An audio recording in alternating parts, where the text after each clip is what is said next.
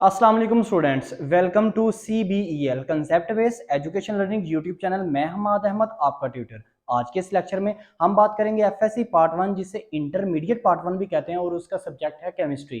Chemistry की आज हम एग्जाम्पल नंबर 14 करेंगे। इंतहाई इंपॉर्टेंट एग्जाम्पल है ये स्टूडेंट, क्योंकि इस एग्जाम्पल को अक्सर पास्ट पेपर में देखा गया कि ये पास्ट पेपर में ज्यादा दफा ये एग्जाम्पल आई हुई है। तो आपने इस एग्जाम्पल को अच्छे से देखना है ताकि आपको अच्छे से इस एग्जाम्पल की समझ आ जाए। इससे पीछे वाली वीडियोस में मैंने आपको यील्ड का टॉपिक समझाया, उससे पीछे मैंने आपको एक टॉपिक लिमिटिंग रिएक्टेंट के बारे में आपसे एक्सप्लेन किया था, उसकी एग्जांपल भी, उसके टॉपिक को मैंने डिटेल में एक्सप्लेन किया। अगर आप उस टॉपिक को डिटेल में एक्सप्लेन कर लेते हो ना, डिटेल में उसको देख लेते हो, तो इंशाल्लाह ताला इस चैप्टर में कोई भी आपको टॉपिक आ जाए और उस टॉपिक के रिलेटेड आपको कुछ भी आ जाए, न्यूमेरिकल आ जाए या एग्जाम्पल वो आपको दे दो, तो आपसे वो सोल्व हो जाएंगी। ठीक है, ये 100% आपको गैस बता रहा हूँ।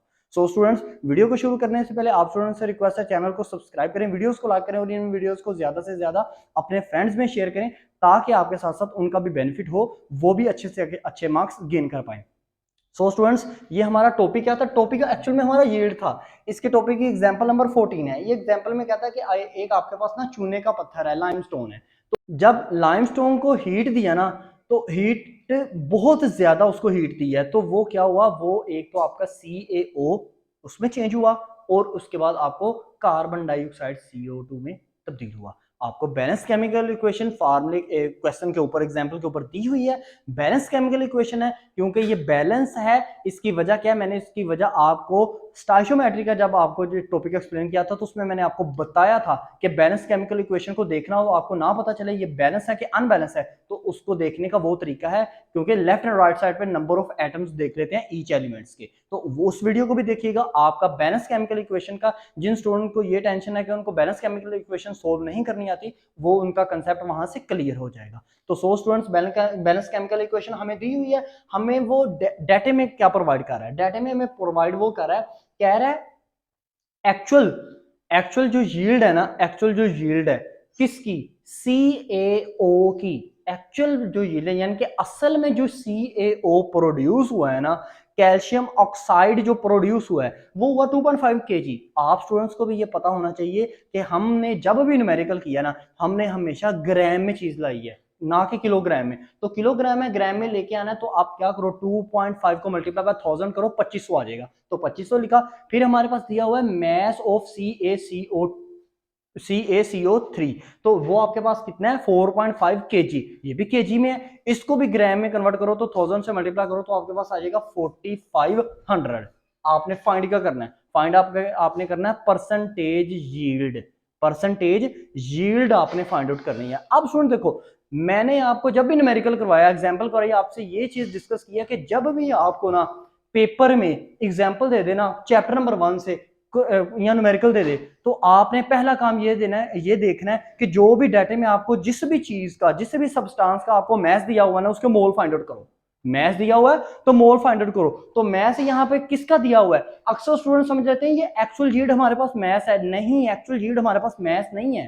एक्चुअल यील्ड नहीं है हमारे पास मैस। हमारे पास मैस क्या है? हमारे पास मैस ये दिया हुआ है, CaCO3 का हमारे पास मैस दिया हुआ है। तो क्या करें, हमने एक्चुअल में फाइंड आउट, तो हमने परसेंटेज यील्ड करनी है। तो परसेंटेज यील्ड का फार्मूला क्या होता है? Actual yield divided by theoretical yield multiply by 100।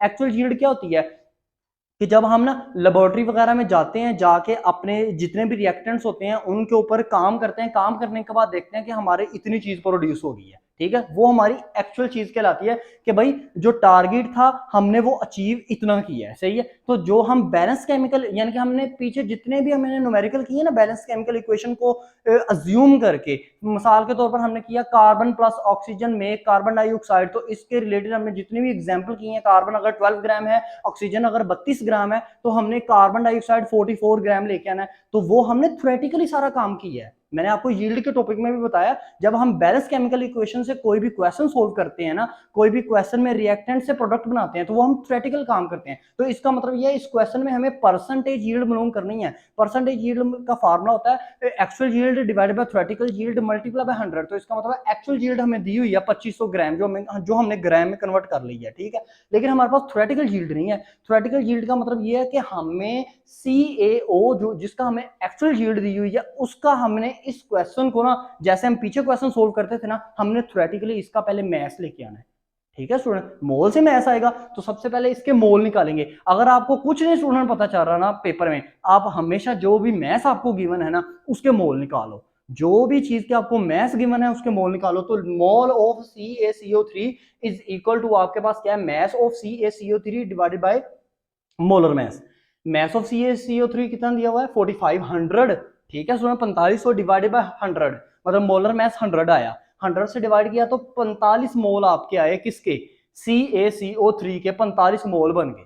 Okay students, अब 45 मोल ये CaCO3 का मोलर मैस कैसे आया, Ca का जो Ca एक एटम है इसके अंदर, Ca एक एटम का जो मैस होता है, एटॉमिक मैस होता है वो होता है 40। उसके बाद है CaCO3, तो C खाली है ना, C एक है मतलब कार्बन एक है, कार्बन एक 12 वो लिखा हुआ है, O3 ऑक्सीजन 3 है, तो 16 को 3 से मल्टीप्लाई दें 48, तीनों को जमा किया तो आपके पास क्या आता है 100। कुछ स्टूडेंट ये समझ लेते हैं CO3 का ये मतलब है कि C के साथ C का जो एटॉमिक मास है ना 12 उसको भी मल्टीप्लाई 3 से करना। नहीं स्टूडेंट, अगर ये ब्रैकेट में होता ना, ब्रैकेट में होता CO3 ब्रैकेट के अंदर होता, फिर आपने कार्बन 12 को भी 3 से मल्टीप्लाई करना था, फिर आपने ऑक्सीजन 16 को भी 3 से मल्टीप्लाई करना था। क्योंकि ये ब्रैकेट में नहीं है इस वजह से आप कार्बन का एक एटम समझेंगे और ऑक्सीजन के 3 एटम समझेंगे। ठीक है, अब ये 100 से डिवाइड किया तो 4500 आपके पास क्या 45 मोल आपके पास क्या आ गया, CaCO3 के मोल्स आ गए। अब हमने बैलेंस केमिकल इक्वेशन से कंपैरिजन करना होता है ना, इसके बाद यही देखते हैं। अब लेफ्ट हैंड साइड पे देखो कितनी चीजें हैं, कितने रिएक्टेंट है, सिर्फ एक रिएक्टेंट है हमारे पास, वो देखो CaCO3। ठीक है, उससे हमारा बन क्या रहा है CaO कैल्शियम ऑक्साइड और कार्बन डाइऑक्साइड CO2। ठीक है स्टूडेंट, अब देखो इसका मतलब है हमने कंपैरिजन किसका करना है, एक ही चीज है तो फिर उसका कंपैरिजन एक से ही करना है, दो से कंपैरिजन ना यहाँ करने बैठ जाइएगा। क्यों, क्योंकि उसने हमें क्या है कि एक्चुअल जो यील्ड है ना वो CaO की उसने बात की है, CO2 की उसने कोई बात नहीं हमसे की। ठीक है, अब बाय कंपेयरिंग इधर आ जाए, by comparing CO3 is equal to CaO। अब CaCO3 के कितने हैं, मतलब बैलेंस केमिकल इक्वेशन में देखो CaCO3 के पीछे क्या है, कुछ भी नहीं ना लिखा हुआ, तो जिसके पीछे कुछ भी नहीं ना लिखा होता 1 समझा जाता है।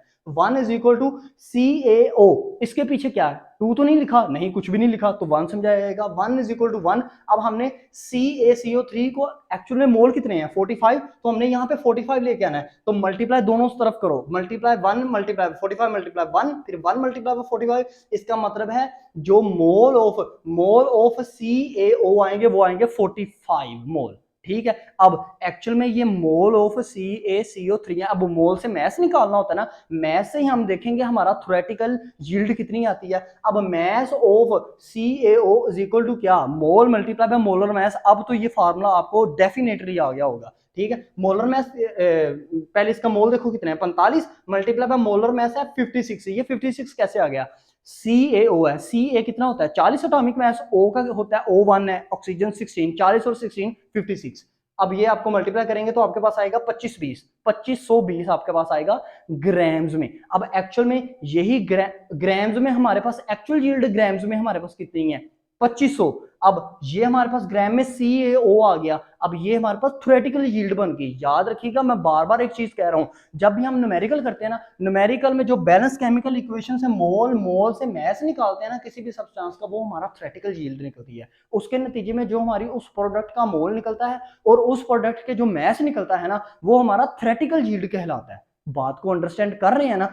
अब देखो मेरे पास थ्योरेटिकल यील्ड मैस में कितनी आई 2520, एक्चुअल यील्ड मेरे पास मैस में कितनी है 2500। अब मैं फार्मूला अप्लाई कर सकता हूं, percentage yield is equal to actual yield divided by theoretical yield multiply by 100। 2500 divided by 2520 is equal to आपके पास क्या आ जाएगा मल्टीप्लाई बाय 100। अब ये कितनी परसेंटेज आती है, ये आती है 99.2%। आपको पहले भी बताया था एक्चुअल यील्ड हमेशा थोड़ी हो ज्यादा हो, ये कम जरूर होगी जो आपने एस्टिमेट अपने माइंड में लगाया होगा। थ्योरेटिकल यील्ड का मतलब होता है, अच्छा यहाँ पे एस्टिमेट उन्होंने ये लगाया था जब लाइमस्टोन को हम हीट देंगे ना तो एक्चुअल में जो हमारे पास मैस प्रोड्यूस होगा ना वो जो हमारे पास उन्होंने माइंड में सोचा कि जो हमारे पास यील्ड उसकी प्रोड्यूस होगी ना, जो हमारे पास मैस प्रोड्यूस होगा वो होगा 2520। लेकिन एक्चुअल में कितना, जब उन्होंने लैब में जाकर इसको काम किया, इस पर वर्किंग की, लैब में जाकर एक्सपेरिमेंट किया, तो उनको मैथ जो प्रोड्यूस हुआ वो हुआ 2500। तो इसका मतलब है 20 ग्राम जो मैथ था वो कम प्रोड्यूस हुआ। ठीक है, मैंने पहले भी आपको बताया था एक्चुअल यील्ड हमेशा कुछ ना कुछ कम प्रोड्यूस होती है। तो जब फार्मूले में अप्लाई किया तो 99.2% ही आपके पास आया। ये स्टूडेंट्स आपका चैप्टर नंबर 1 की लास्ट एग्जांपल थी। आई होप सो इसको अच्छे से अंडरस्टैंड कीजिएगा। अब तक के लिए इतना ही। अपना ख्याल रखें, अपने इस यूट्यूब चैनल का भी। अल्लाह हाफिज।